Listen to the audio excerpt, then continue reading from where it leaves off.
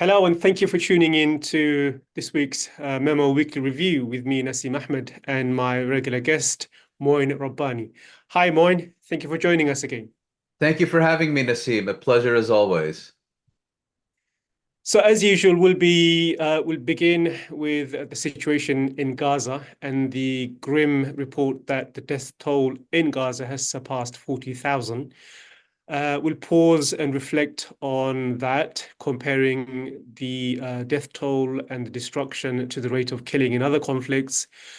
We'll look at a recent article by a prominent Israeli historian looking at the parallels between the radicalization in Germany, which led to the genocide, and the radicalization that's taking place in Israel at the moment.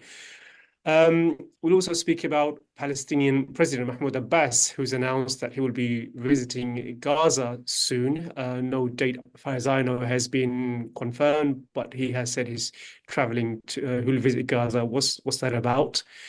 And there's been another settler-led pogrom in the West Bank against Palestinians. So we'll look at that and the response of the pogroms in the occupied West Bank and accusations that Israel is using Palestinians as human shields in Gaza. That's another horrific report that came out last week.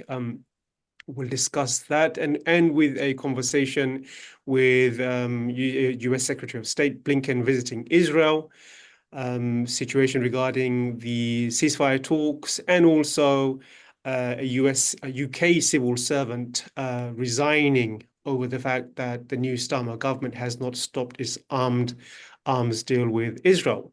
But let's begin, as I mentioned, with the situation in Gaza, which has passed another grim milestone, 40,000 Palestinians, which is the lowest estimate, have been killed, mainly civilians. More bombs have been dropped in Gaza than Dresden, London, and Berlin combined from the Second World War. The rate and pace of death overshadows all other conflicts, including Ukraine, Myanmar, and many others. In terms of percentage, 2% of the Palestinian population have been killed. So for comparison, 2% of Israel's population is 198,000. The only recent conflict which saw 2% of its civilians killed is Syria. But that killing was over 13 years, whereas in Gaza, it's over 10 months. So those numbers and those conflicts, which I shared with you, Moin, it pales into insignificance when you talk about what is happening in Gaza, despite Israeli claims that this is, in terms of deaths in urban conflicts, Gaza is the same as every other conflict. Yes, well, let's start with the casualty figure because, of course, Israel and its apologists have repeatedly tried to cast doubt on this and claiming, that the formulation you typically see is Hamas-run health ministry, as if every medic, every nurse, every staff member in any Gaza hospital is somehow a member of Hamas's Politburo.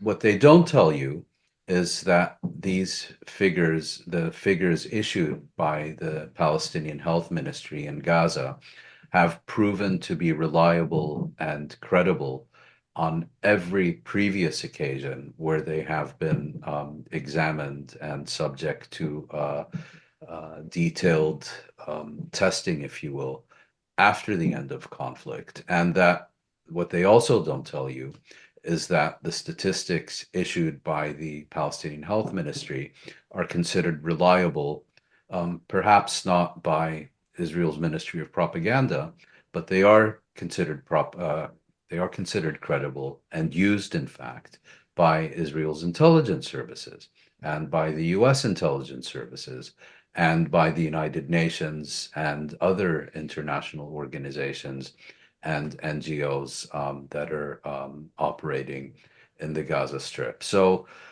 the figures are beyond doubt. And the reason they're beyond doubt is that for a casualty to enter this list of shame of persons killed by Israeli forces during the current genocide. The name, the identity number, and other identifying information needs to be provided to the Ministry of Health. And until recently, the corpse of the individual concerned would need to be present at a Palestinian hospital as well. And this explains why, as you put it, that is a minimum estimate. It does not include the many thousands who have been buried under the rubble for months and are not only presumed dead, but are certain to be dead. It doesn't include those who have died as a result of the indirect effects of the Israeli campaign against the Palestinians in the Gaza Strip. And what recent statistical analysis has demonstrated, as you indicated, is that this is by far the most intense conflict since the Second World War.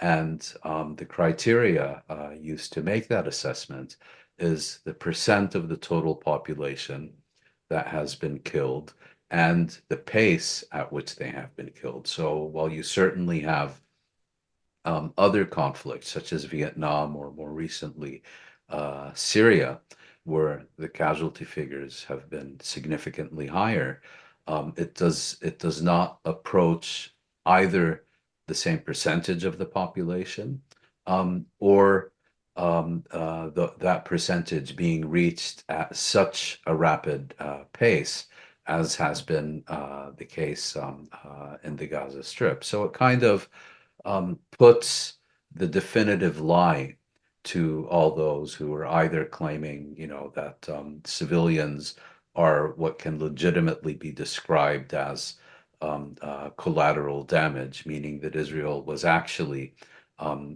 aiming for a military target, and the civilians unfortunately got in the way. I think it demonstrates quite clearly that it is the civilian population of the Gaza Strip that is the primary target of Israel's military campaign, and that it is the primary target on a systematic basis, month after month after month, now for almost a year, because there can be no other explanation for this astonishing scale of killing, of casualties, of systematic destruction throughout the Gaza Strip since October 7th.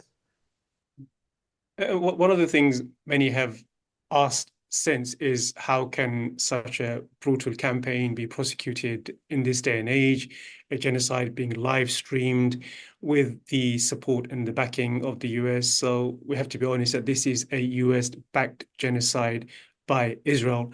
And how that can happen. There has to be a level of dehumanization of the Palestinians. And that dehumanization is something that was outlined by an Israeli historian last week, Omar Bartov, in a really well-written article in The Guardian long read. I interviewed Omar actually I think in November, 4 or 5 weeks after 7 October. And he pushed back against the idea that Israel was committing genocide, even though another historian, Ras Segal, said that it was a textbook case of genocide. He pushed back against that. And in this article he published last week, he accepted that Israel is prosecuting a genocide. He conceded that fact. But the main question he was asking is, what motivates soldiers to fight in such a way that they can justify and defend a genocide? And I found the revelations quite remarkable. What did you make? I'm assuming you have read the article. What did you make of what did you make of his findings and the concession that he now accepts that it is genocide? Well, there were several aspects that I found quite telling and worthwhile about that article. The first, as you've indicated, is that he is one of that dwindling group of genocide specialists and scholars of the German Holocaust who have pushed back against the assessment that Israel is actually engaging in genocide and that we have enough evidence and confirmation of this fact that as scholars, as analysts, we don't need to wait another 5 or 10 years for the International Court of Justice to make a formal legal determination about what Israel is doing. For whatever reason, Omer Bartov and a few others have pushed back against this accusation, and he is among the most prominent scholars in this field who have now too revised their assessment and basically made the point I initially did not accept that this was a genocide. I can no longer deny that it is. So his article, I think, is worthwhile and worth reading. First of all, for that aspect. Second of all, um, for those who are not intimately familiar with the German Holocaust and the 1940s and World War II and even the run up to it in the 1930s, I think he makes some very telling comparisons between Israeli society today and German society then. How, we obviously think of the Holocaust, where you had Germans systematic, or the German state and its propaganda institutions systematically dehumanizing Jews before then exterminating them by the millions. But what is often forgotten is that a key part of this message was that Germans were the victims of Jews and were therefore, according to Nazi propaganda, acting in self-defense against an existential threat. And Bartov makes the case that this is very closely reflected in what you see in Israeli society today. On the one hand, this thorough and total dehumanization so that you can do to Palestinians what you wouldn't even do to a stray dog because their life is that worthless.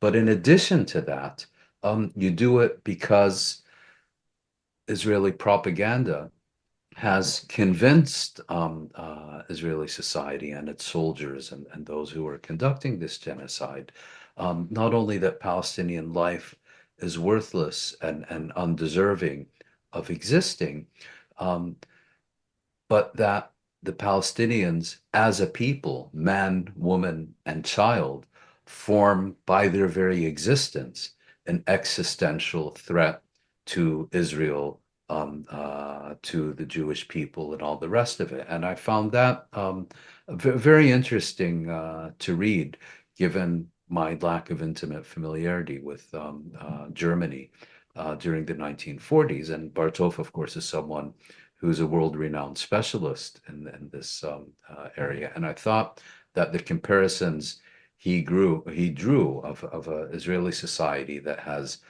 become hysterical, irrational, and so on, and for whom there is nothing that the state can do to the Palestinians that would violate their moral code, I think was a very interesting analogy and observation. And there's a real sadness in the way he writes about it, I think, because he is an Israeli, he served in the Yes. Israeli army, and he feels this is a project endeavor of given my life to, you can say. And as you point out, for him to make that admission in the way he did, I mean, if I can quote him, he says, "Nothing empowers violence more than a righteous sense of victimhood." And he was saying that about German soldiers in the German society, the idea that this war machine can somehow feel victimized and the victim of Jewish propaganda, any kind of propaganda. And he's saying that was the kind of mindset, victimhood mindset that gripped German society at the time, which led to the Holocaust. And he's basically saying, that there is a sense of victimhood, similar types of victimhood, which has gripped the Israeli public, this war machine in, historic Palestine, that now feels it is the victim of Palestinians, and that for me was the real compelling argument, like you as well. Yes, yes, and not only the victim of Palestinian attacks, as we saw on October 7th, but the victim of Palestinian existence. The mere fact that this people exists is seen and has been transformed into a permanent existential threat to Israel, the Israeli state, and Israeli society. And it is in that context that we need to understand this genocide. Mm. Let's move on to another story from last week, which is the announcement by Palestinian President Mahmoud Abbas, who made the announcement in Turkey that he will be visiting Gaza with members of the Palestinian leadership. So that I think that came as a surprise to a lot of people. I mean, what's his calculation here? Why is this part of the post-Gaza plan that he wants to stake his claim that I'm still around? I mean, the PA has really been non-effective. I mean, I don't know what role it's played over the decades. So, I mean, what is his calculation here? Well, I would put it this way, Nasim. You and I have probably discussed this issue during the past few months with more often and with greater interest than has Mahmoud Abbas, who's the titular head of the Palestinian people. He has reduced himself to an irrelevant and impotent spectator, and that's being charitable because, of course, many Palestinians see him not just as irrelevant, but as an active collaborator with the Israeli state and with the Israeli occupation, which is particularly egregious during an ongoing genocide. And I think, as you suggested, his announcement, and I would treat it as no more than an announcement that he intends to visit the Gaza Strip, is somehow meant as an assertion of relevance, as an assertion of leadership. I would be very, very surprised if anything actually comes of this announcement. He has been free to visit the Gaza Strip for years. Of course, not in the immediate aftermath of Hamas's seizure of power in the Gaza Strip after 2007, but other senior Fatah leaders and senior PA officials have visited the Gaza Strip. He has had an open invitation to go there himself. He has previously announced an intention to visit, and nothing ever came of it. It's said of Mahmoud Abbas that the two things he most detests are Yasser Arafat and the Gaza Strip. And of course, his mansion in Gaza City, which was even visually offensive, is not going to be returned to him. So I really don't expect him to go. If he does, it will be because the U.S. armed and supplied Israeli military has managed to establish uncontested control over the Gaza Strip, and the Americans and the Europeans will, on the one hand, have compelled Israel to enable the Palestinian Authority to resume administration of the Gaza Strip, and secondly, they will drive him into the Gaza Strip on the back of an Israeli tank, and that's really the only scenario in which I can see Abbas going to the Gaza Strip. And it's also worth noting that he is genuinely detested by the overwhelming majority of Palestinians in the Gaza Strip, utterly reviled.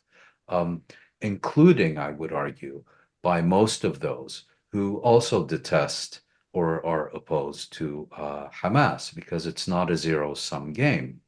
For many Palestinians who oppose Hamas and who have wanted Hamas's rule of the Gaza Strip to end, they don't see Abbas as a viable alternative, given his complicity, to put it mildly, in the decades of blockade of the Gaza Strip and his complete absence at a time of their greatest need. I can play devil's advocate for a second. So what kind of leadership, what's the bare minimum of a Palestinian leadership? Now, someone could say Mahmoud Abbas is a genocide in Gaza. What is he supposed to do? How can he visit Gaza? Um, he's between rock and a hard place. But genuinely asking the question, what are the principal qualities of a nation who is undergoing a genocide? What are the qualities of a leadership that you would require in the case of Palestine? Well, I think first and foremost, he has to ensure that he or she would need to ensure that they are the legitimate and credible representative of the Palestinian people in its entirety and leave absolutely no stone unturned to seek to unify the ranks of the Palestinian people and its political forces. And I want to make clear, I'm here referring specifically to Abbas rather than the Fatah movement, because you have had senior leaders of the Fatah movement, along with senior leaders of Hamas and various other Palestinian organizations, uh, achieve formulas for unification, for power sharing on repeated occasions during the past 2 decades. And each and every time, the ultimate obstacle to their implementation has been none other than Mahmoud Abbas. So, first of all, a a serious leader would need to ensure that he is a representative of all Palestinians and not only of himself and his cronies and his bagmen. Secondly, such a leader would be screaming at the top of his voice from morning till night on every day of the week, doing everything within their power to focus attention on this genocide and doing absolutely everything within their power to seek to bring it to an end. There has been absolutely no such effort from Mahmoud Abbas. He is, I would argue, been more critical of Hamas than he has been of Israel since October 7th. Why? Not the issue is not whether those criticisms are legitimate or illegitimate, but because he's looking at it through the very narrow perspective of rivalry with his Palestinian adversaries rather than nationally in terms of what could best serve his people in terms of bringing this genocide to a halt. Let's turn our attention to the West Bank, where we saw another settler-led pogrom against Palestinians. What was interesting for me, well, the village of Jit, by the way, what was interesting to me is the denunciations, not just from all corners of the world, but also from within Israel as well, and prominent Zionist organizations. Here in the UK, the Board of Deputies condemned it. Yoav Gallant, of all people, the Israeli defense minister, he also condemned it. And he said that at a time when our troops are fighting on the front lines, defending the state of Israel, a group of radical individuals have launched he called it a riot and attacked innocent people. They do not represent the values of the communities living in not West Bank, Samaria. So that was his response denouncing the pogrom. I called it an incident or an event. But to me, that the condemnation of the settlers kind of misses the point, because if we really look at Israeli history, the creation of the state of Israel, what we see in the West Bank on a daily basis, the annexation, the pushing out of Palestinians from their farms and their land, is really how Israel was created to begin with. So if Yoav Galan is condemning the settlers for carrying out pogroms against Palestinians in occupied West Bank, that's exactly how Israel was created to begin with, isn't it? Yes, and I think, that this is a response to those who feel that what we have been seeing at the International Court of Justice and the International Criminal Court is meaningless and irrelevant. What you have now is senior Israeli leaders, Israel's army of organized apologists in the West, seeking to distance themselves from these pogroms because they realize that there will be consequences for continuing to embrace these people as our finest. And that's particularly true for someone like the Israeli defense minister. But look, you can't give someone who is a fanatic um, an automatic weapon and then go and remove the security guards from the school and give this person a map to the school and then condemn them for shooting up the students in that school. It doesn't work that way. Um, these settlers did not buy their weapons on the black market. They're armed by the Israeli army.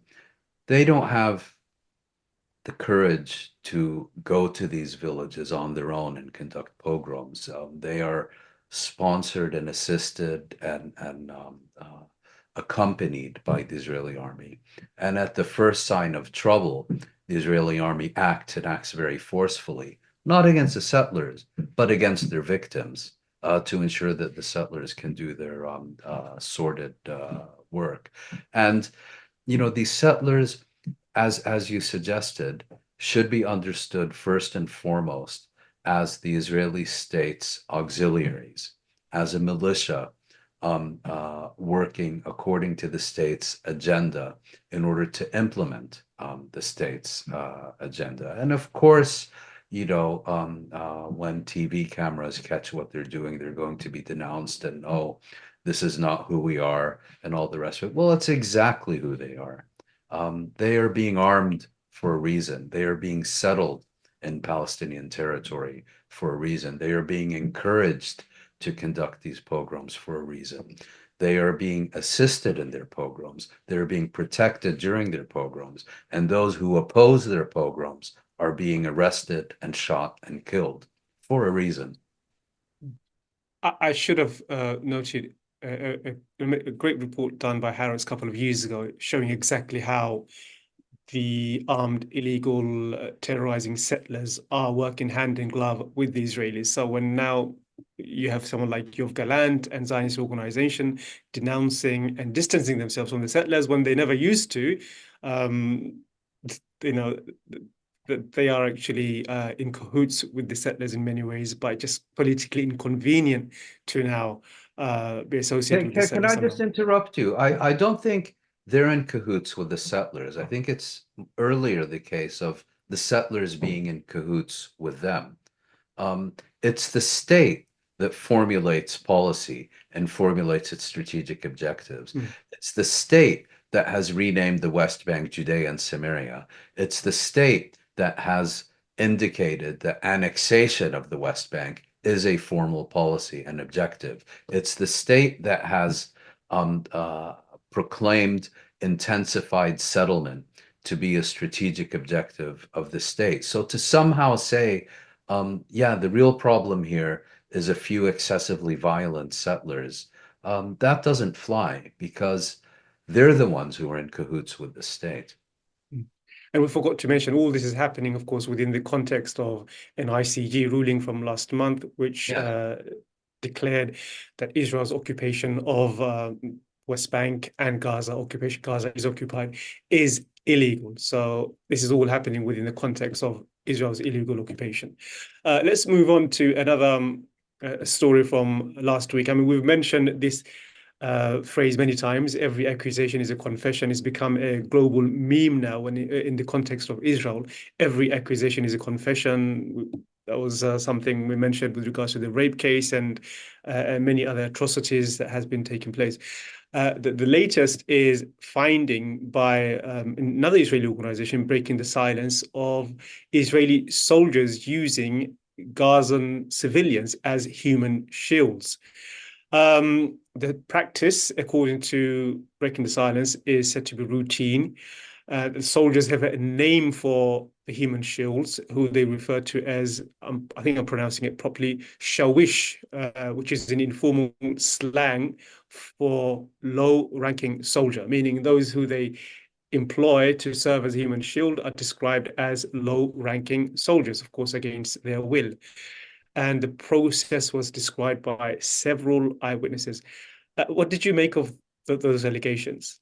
Well, I think it's an absolutely vital report, and while I do want to give all due credit to Breaking the Silence for having produced this report, and it must have been an extraordinary challenge for an Israeli organization to publish such a report in Israel, given the political environment there and the media censorship and all the rest of it.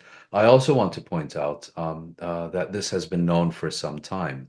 There were already testimonies, I believe, as early as November of last year, in which Palestinians whose testimony was collected by the Palestinian Journalist Syndicate in the Gaza Strip were indicating that they had been, in one case, the claim was that this individual had been fitted with an explosive belt. His family was taken hostage to ensure his compliance. And then he was basically shoved into a tunnel with a rope to explore it on their behalf. This was an anonymous testimony that couldn't be verified.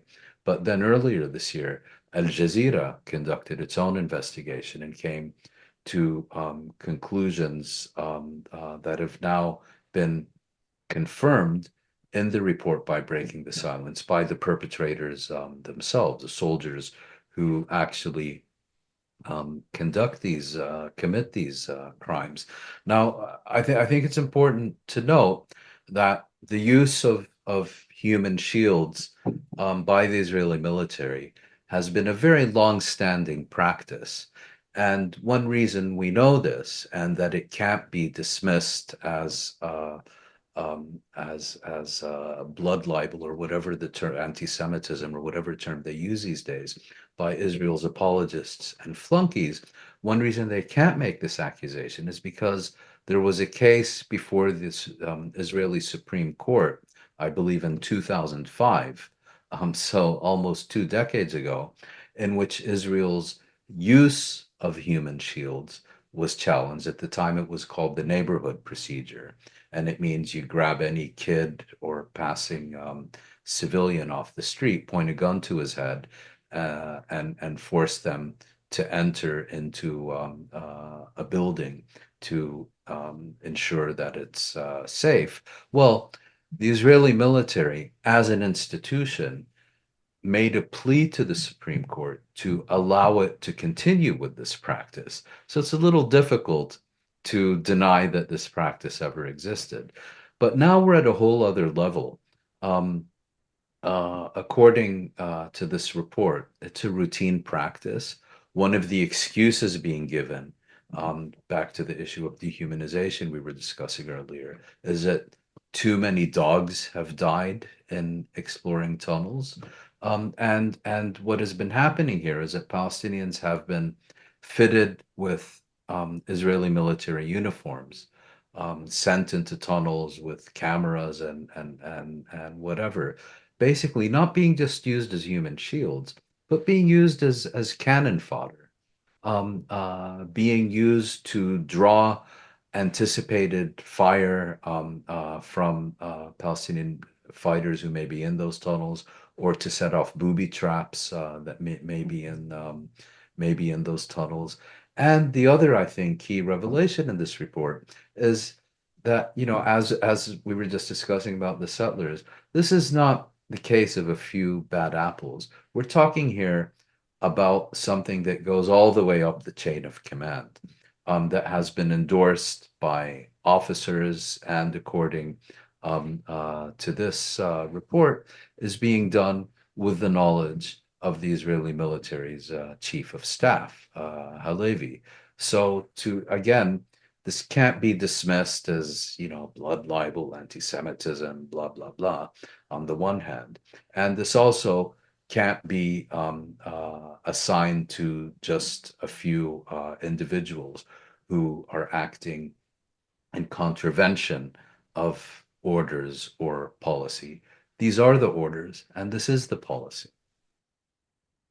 Can I just ask you a question about the actual definition of human shield itself? Because Yeah. Israel uses it a lot, accuses Palestinians of using it a lot. So there is a human shields is a specific Yeah. term, has a legal definition. Yes. And as far as I understand it, it's forcefully recruiting a civilian and getting the civilian to do what soldiers are meant to do. But is there It's a any little, is there any evidence though that the Palestinians are actually doing that? Just uh, finding, for example, weapons underground on top of a school. That's not really the legal definition of a human shield. Human shield specifically means yes. employing the service of a civilian forcefully to do a military job. Isn't that what it is? Yes, well, it's a little broader than that. The definition, the legal definition of a human shield must involve an element of coercion. So, let's say, for the sake of argument, that Palestinian fighters enter a home or a school or a hospital while armed. Yes, they would be recklessly endangering the lives of those who are there, but that would only meet the definition of a human shield if the civilians who were there, let's say, tried to flee out of fear that that location would be bombed, and then they would be barred forcefully by the armed men who entered that location. So, the types of Israeli practices we've been describing are certainly human shields. Another is where Israeli soldiers will enter a building and, let's say, put a family in one room and force them to stay there while carrying out military operations, or forcing a member of that family to stand in front of a window in the hope that Palestinian fighters would then not open fire on that building. But for a armed fighter to merely be in the presence of civilians is not, in and of itself, does not meet the definition of a human shield. You can say a lot about it, but it's not a human shield. Of course, Israel's definition is, well, because Hamas is in the Gaza Strip, the entire population of the Gaza Strip is deliberately being used as human shields, and therefore we are perfectly within our right to exterminate them. That's not how it works. Let's turn our attention to the latest trip by US Secretary of State Antony Blinken to Israel. Of course, to thresh out ceasefire agreements. What's the latest on that front? Well, it's a bit of a long story, so bear with me while I go through the details. So I believe it was on the 29th of May that US President Joe Biden publicly presented what he referred to as a ceasefire initiative that, according to Biden, had been formulated not by the US government, but by none other than the Israeli Prime Minister Benjamin Netanyahu. I think the hope and expectation was that Hamas would reject this initiative, and Israel and the US could then say, well, we presented an initiative in good faith. The terrorists have rejected it, so they leave us with no choice but to continue our genocidal campaign in the Gaza Strip. What happened is that on July the 2nd, Hamas actually accepted that initiative. And then the United Nations Security Council endorsed that initiative. So that left the US and Israel in kind of a hard spot. The purpose of this entire ceasefire charade, to put it bluntly, had not been to achieve a ceasefire, but to create the impression of negotiations and movement towards a ceasefire in order to legitimize what was actually happening on the ground, which is that the US armed and supplied and supported Israeli military was conducting a genocide against the Palestinians in the Gaza Strip. And I've compared it to the Oslo process during the 1990s, the purpose of which was not to reach a peace agreement between Israel and the Palestinians, but the purpose of which was to serve as kind of a buffer against any effort to hold Israel to account for its actions.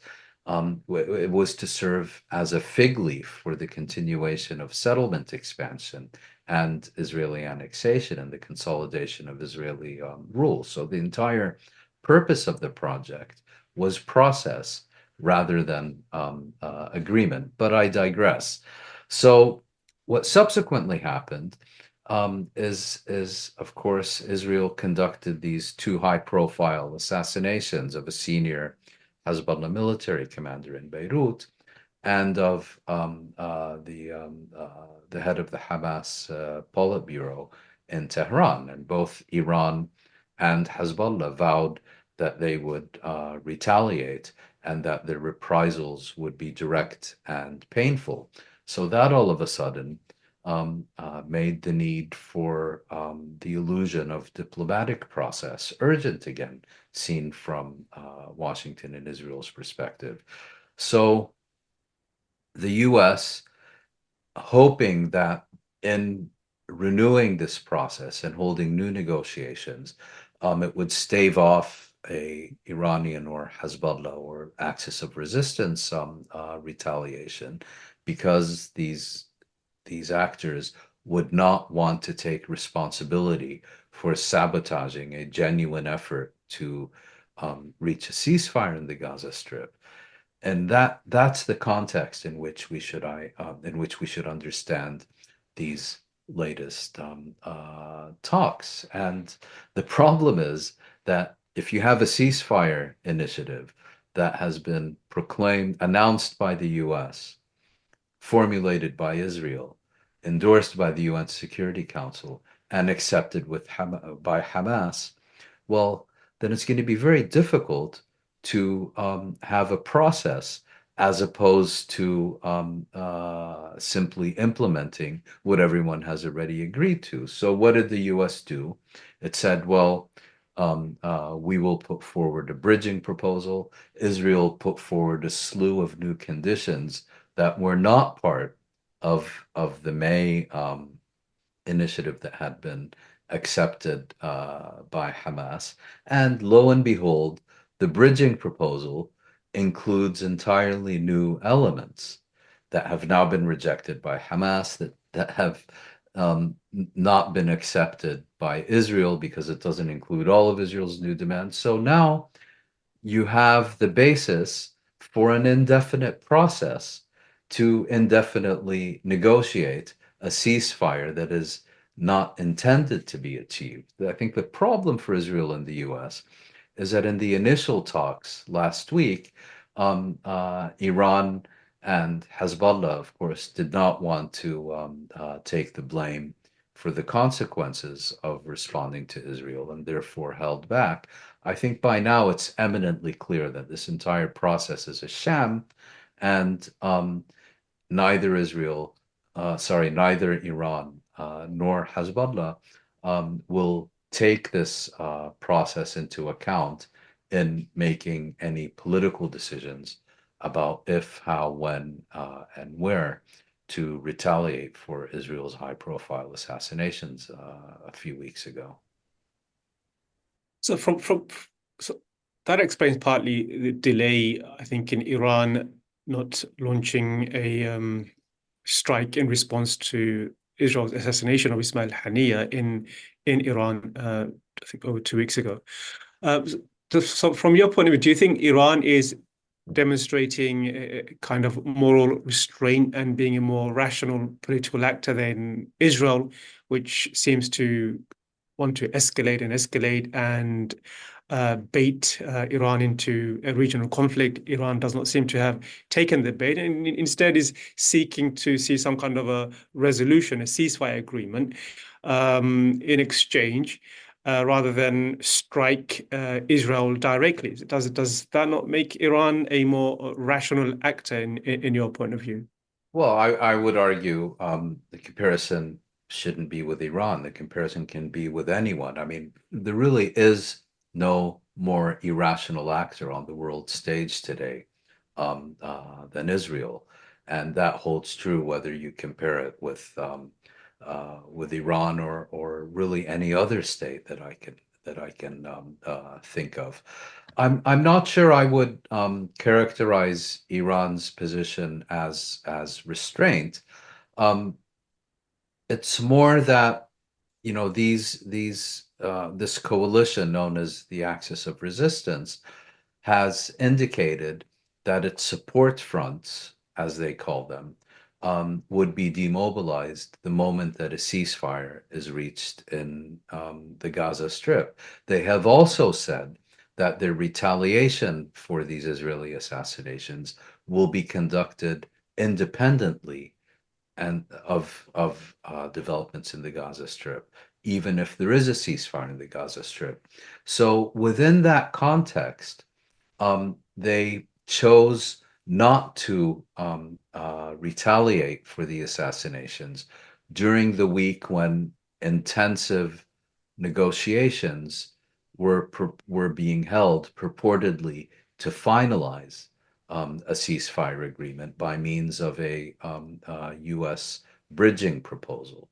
And so they gave, from their perspective, these talks a fair chance to result in a ceasefire, and would then choose if and how to retaliate against Israel once that ceasefire had been achieved. In other words, they wanted to avoid being the party that undermined the prospect for a ceasefire. I think by now it's clear this entire process is a sham and a charade, and is serving as a fig leaf um, for its real purpose, which is to seek to prevent retaliation against Israel.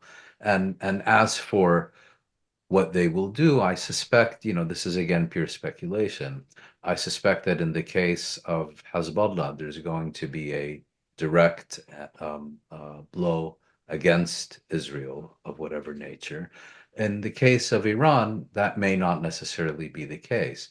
In the case of Iran, it may determine that the best response against the nuclear power that is Israel would be for Iran itself to cross the nuclear threshold and develop a nuclear weapon of its own.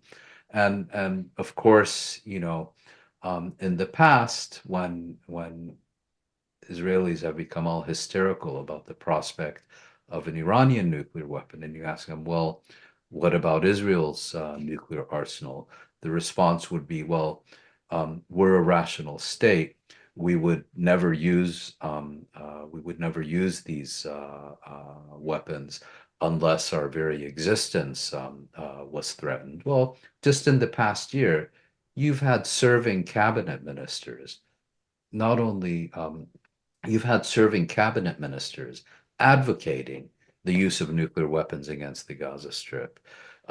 You've had numerous Israeli leaders suggesting coyly between the lines that these nuclear weapons can be used against Iran if there's further escalation.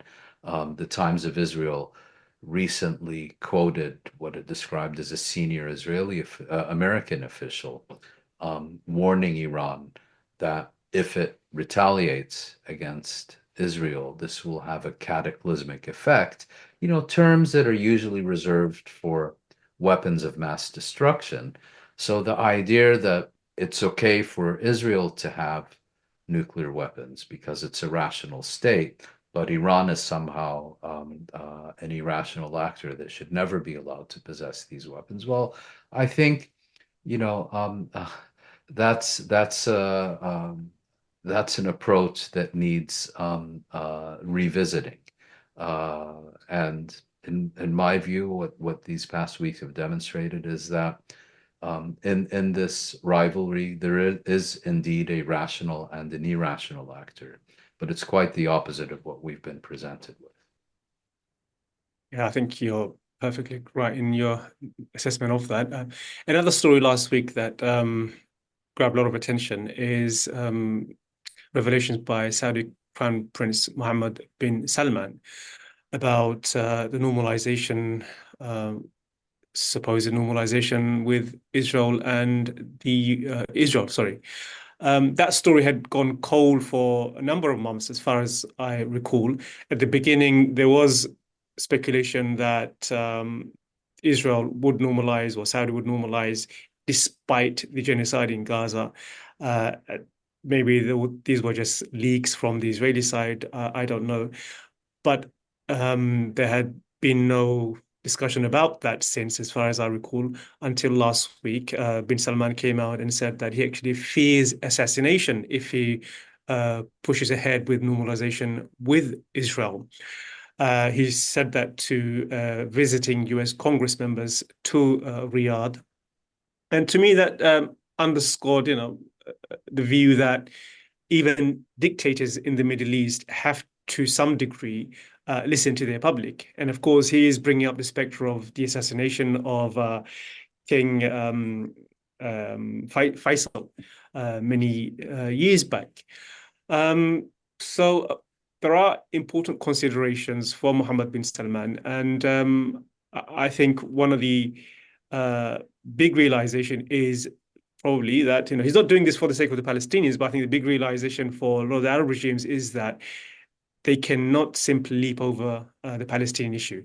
And do you think bin Salman is also under that realization, or that he can no longer make peace with Israel by leapfrogging over the Palestinians, and he actually realizes that there is genuine threat to his life if he does so, because Saudi society is fractured. It's not. It is tribal, and beneath the surface there is a lot of resentment towards him, and those resentment could boil over. So, what did you make of that story?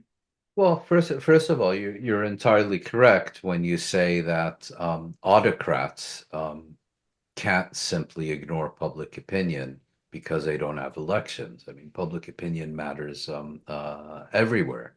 And, if you want to look at autocratic leaders who have been assassinated over this issue, well, of course, most prominently, Anwar al-Sadat, and he was not the only one in this respect. Uh, Rabin. yeah, Rabin, of course, although he was an elected leader. And then in the 1950s, you had the current Jordanian monarch's great-grandfather, King Abdullah I. So, in that context, it's entirely understandable that Mohammed bin Salman would make this statement, particularly because Saudi public opinion is known to be very engaged politically, and this is among the most prominent issues that has historically concerned the Saudi public. Now, having said that, why he made that statement and in what context is a little less clear. It would appear that he was being coming under pressure or efforts at persuasion by either American officials or visiting U.S. congressmen, as you indicated, basically saying, yeah, just Netanyahu is not going to agree to anything regarding a Palestinian state. So, given that reality, why don't you just normalize relations with Israel anyway? And I suspect it was in a context somewhat similar to that that Ahmed bin Salman then responded, well, if I were to normalize relations with Israel in the absence of credible guarantees that this would result in a Palestinian state, then I'm endangering my own life. But I think the broader context in which this also needs to be understood is that for Saudi Arabia, the real prize in such a deal has nothing to do with Israel. It's everything about the bilateral relationship in the with the United States and the strengthening of that relationship. And the only reason Israel figures into this is because that's coming at U.S. insistence. And so, in that sense, I think another message that bin Salman is trying to send is, look, I can't do this part of the deal without endangering my life, and the reason is because you Americans are letting Israel have its merry way with the annexation of the West Bank. So let's forget about Israel and the Palestinians for the time being, and focus instead on the U.S.-Saudi bilateral relationship and move that forward. I suspect that's the background to this story. But of course, the U.S. will not enter into an agreement that serves U.S. strategic interests in the Middle East and in its relationship with Saudi Arabia unless Israel's needs are attended to first. Let's finish with a story from my part of the world here in the UK, where last week, recently, a British Foreign Office official, sorry, Mark Smith, he resigned over what he described as UK complicity in war crimes in Gaza. And he went on to say in his letter of resignation that there is no justification for UK's continued arms sales to Israel, yet it still continues. And he complained that this concern is not a concern that he is expressing by himself. There are as many as, he didn't say this, but there are supposedly as many as 300 staff in the Foreign Office who had informally raised concerns of Britain's complicity in support of Israel's genocide.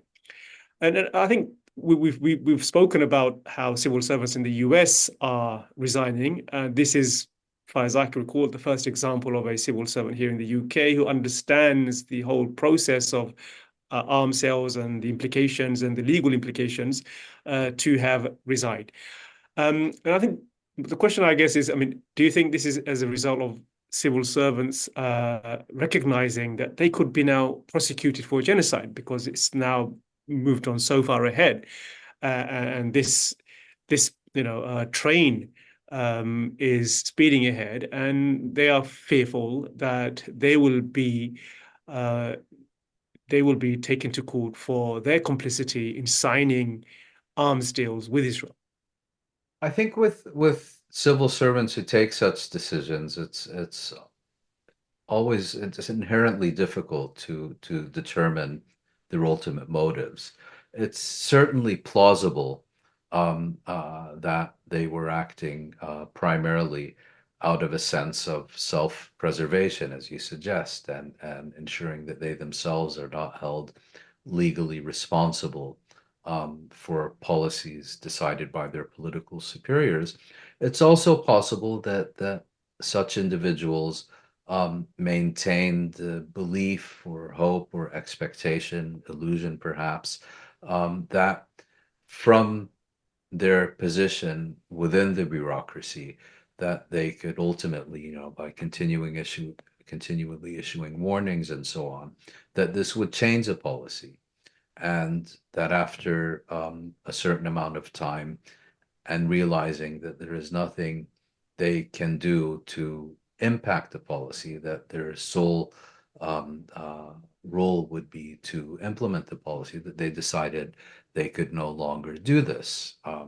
In other cases, it just so fundamentally violates an individual's sense of morality and political responsibility and all the rest of it, that they resign. So I really don't want to speculate on the specific motivations of this or indeed any other particular case, but I will make the general observation that in the context of genocide and growing accusations of direct complicity by states that are continuing to supply weapons to the genocidal Israeli regime, particularly the United States, Germany, and the UK, it wouldn't surprise me at all to learn that some element of warding off legal consequences may well have entered into the mix.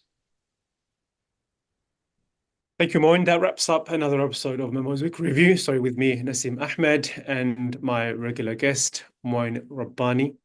And thank you for tuning in. See you all next week for another episode of Memo Review. Goodbye.